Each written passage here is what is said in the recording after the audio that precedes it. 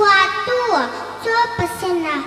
sikul kalutirin mi kwalang kania kapol min siam sakin kaming anhan ka makyom fashionin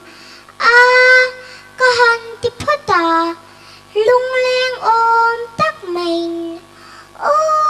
kahan tia bi kahan sata chon tur van vei vei nen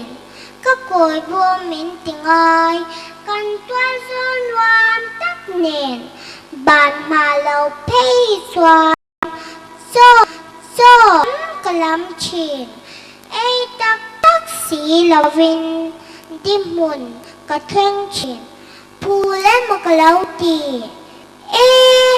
anyo song law kahan lam mi chuan alaw zia zog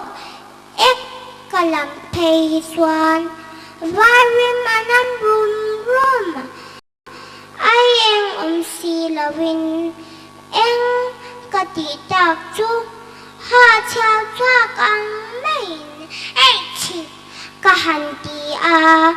zung chalakok zelin kahan ti chiama merol chu ang main je kati chel chin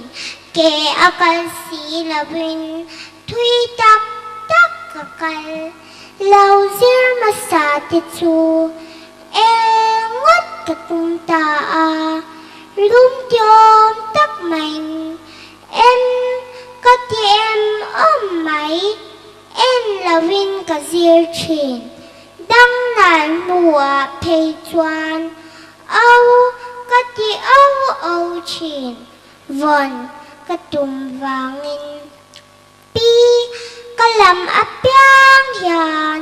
kapupo kasichin kalam ero chuan kan sumhun kasichin kahan lam mi chuan kasay se chin ti kakaya china katiti tachin viral kyan nupo in chi katile dek chin ukya nga kaumin kalawang ema kway lam tipo zirin vi kativang vang chin zet kalaw keng ta